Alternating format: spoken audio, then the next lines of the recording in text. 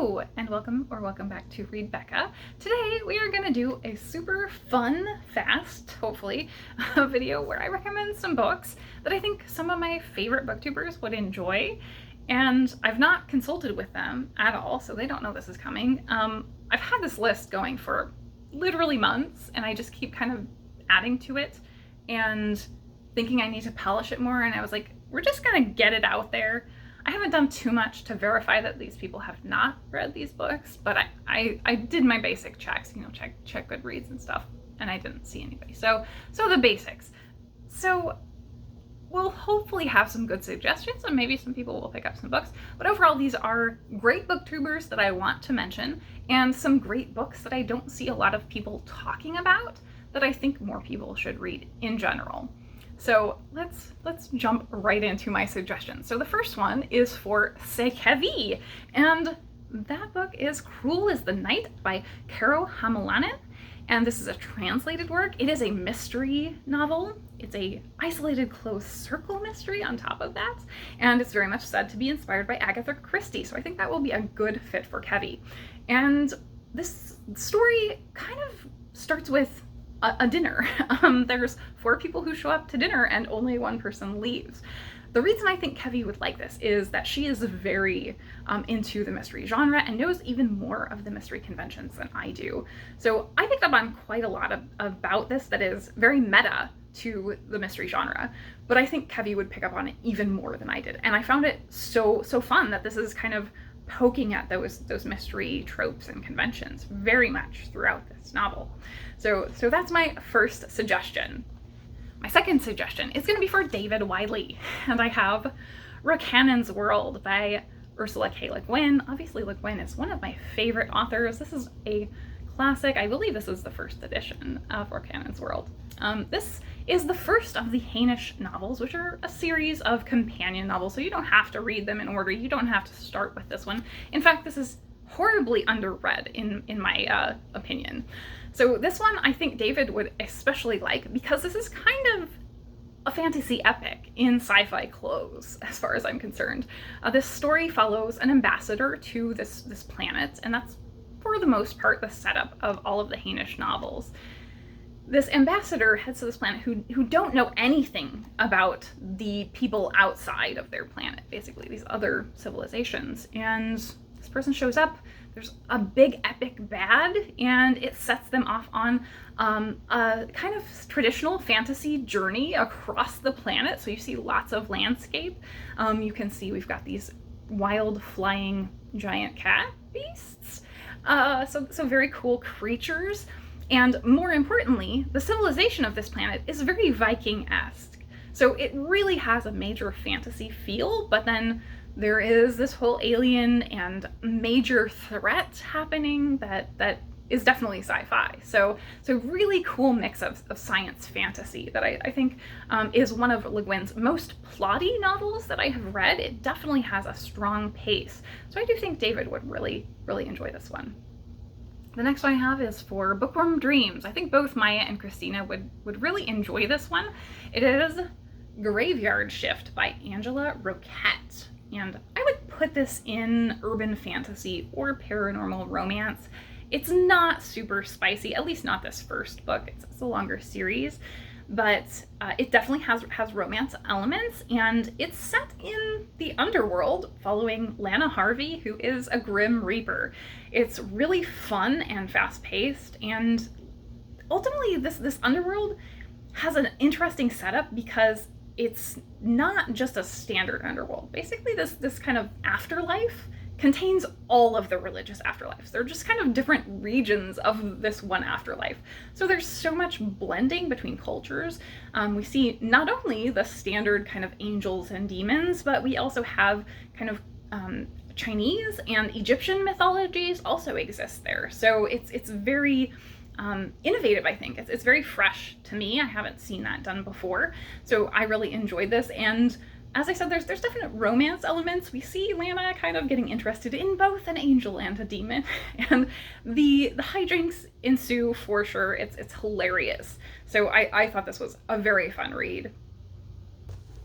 Continuing in the fun reads, I would hand CriminOlly will save the galaxy for food by Yahtzee Croshaw. So I'm not sure this is quite Garbagist fodder, but Yahtzee Croshaw definitely writes what I would consider pastiche. I'm not sure on the line between satire and pastiche, but he writes like genre pastiches. So this one specifically, and there's a sequel out now, is like a planetary romance pastiche. And planetary romance is kind of the sci-fi equivalent of Sword and Sorcery, where it's really adventure focused. So this is sci-fi that takes place in space, but mainly on a planet, and it's really just about a episodic kind of adventure.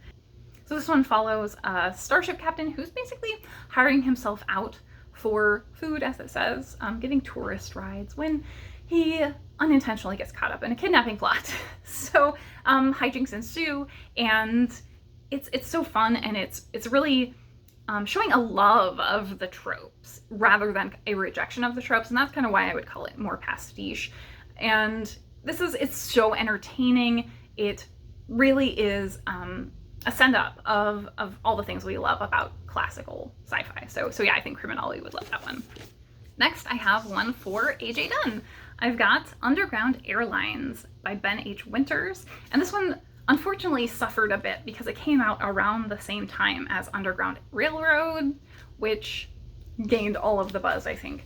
I love this one. So AJ Dunn is a major thriller reader, and they always talk about struggling with sci-fi. So this is sci-fi. It's primarily alternate history sci-fi, though. So this takes place in a contemporary setting that is very much altered from our own, not too significantly, though. The main thing is that in the past, 4 states remained having slavery legalized. So there was no real abolition throughout the US. It remained a states' rights issue. And what's interesting about this is our main character is a black man from the North who has made a deal with the government to become a slave catcher. And so the alternate history is the primary sci-fi element. It's exploring some really interesting racial themes, and it's got a great thriller plot. There's a little bit more sci-fi to it than that, but I would say it's a spoiler to mention anything else. So I do think this would definitely fit in AJ's wheelhouse.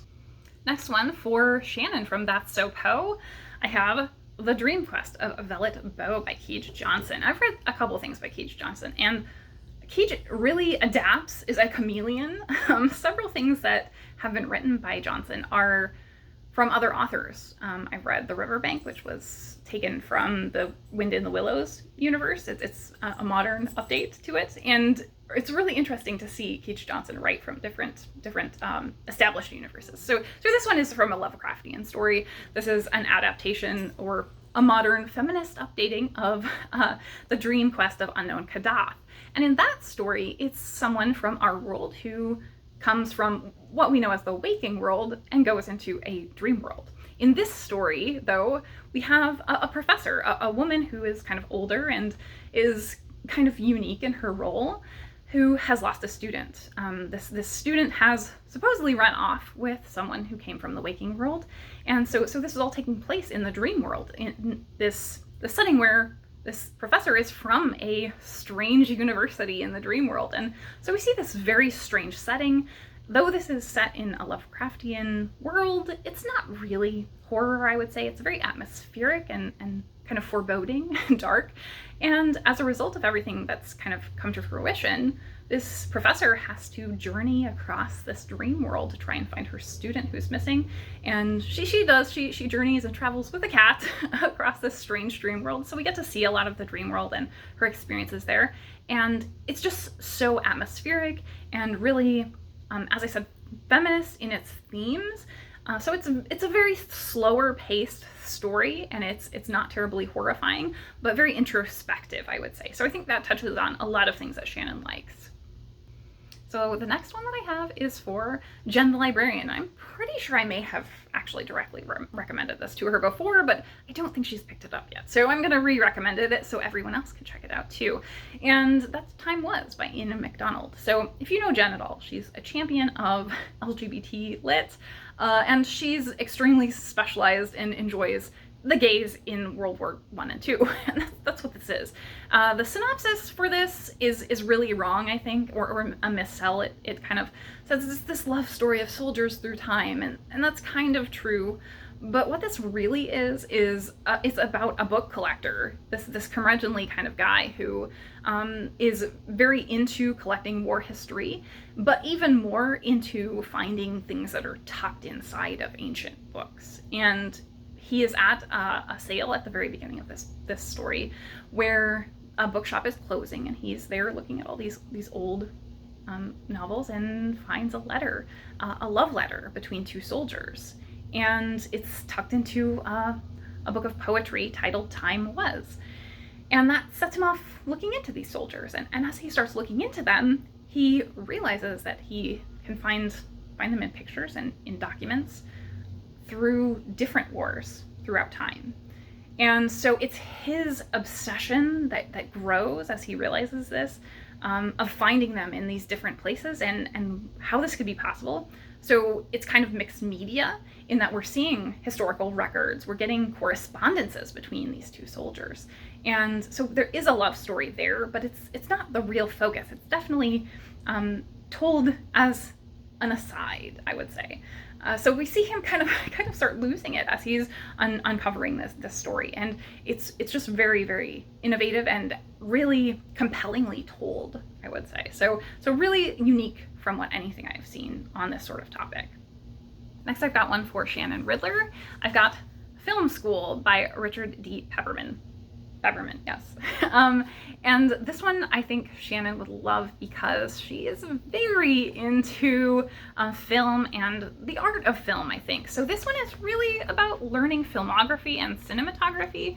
You can see it has little snippets from different films, and each film that it has, I'm sure this is going to be very whited out, it has a time signature or chapter for DVDs, if you still know what DVDs are, so that you can follow along and watch a scene as it gives commentary on that scene and gives shot information. So I think this is the kind of thing that Shannon would really enjoy because she seems to enjoy this sort of nonfiction that has things you can break down about the best of film, and I think that's exactly what this is. My last one is for Noah from Everyone Who Reads It Must Converse, and if you know Noah, he likes kind of like experimentally weirdness and or general weird stuff, I would say. So this is definitely saving the weirdest for last, and that is Codex 1962 by Sjon. And this is an Icelandic novel. It's really 3 novels, but telling a single story. There's a love story, a crime story, and a science fiction story, and that's what they're labeled. And this is delightful, I would say, but it's a fictionalized memoir. So we are starting with supposedly Sjon's parents, and they meet at the time during World War II when this impoverished, starving Jew is hiding out and meets a woman he loves, and that results in this very strange child. And then there's an immigration to Iceland, where there's some drama there for sure.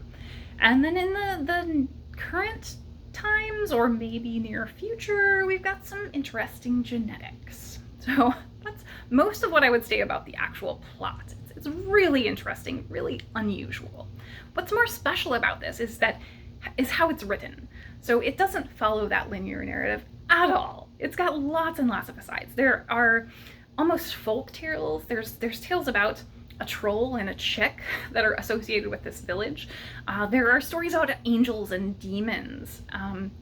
There are changes in style. So I would say by way of content warning, there is a scene that's incredibly effective in how it's told, that it distances the reader from what's happening by altering the writing to a script. So it's in script format. And that does a great deal of distance from some trauma that happens in that scene. So yeah, the writing changes, the way the story is told is not totally linear. The actual memoir part maybe, but there are all of these asides, and those asides build into something much, much larger. So there's a lot to be pulled out of this one. And I will actually add an impromptu second recommendation on this one. So I'm going to add that Fraser Simon's Springboard Thought should read this one as well. It's going to be either a love or hate, I think. There's not going to be any middle ground there. But I think Fraser may really like this one. So yeah, those are my recommendations for booktubers you should check out if you don't know of, and books that I think these booktubers should check out. So thanks so much for watching.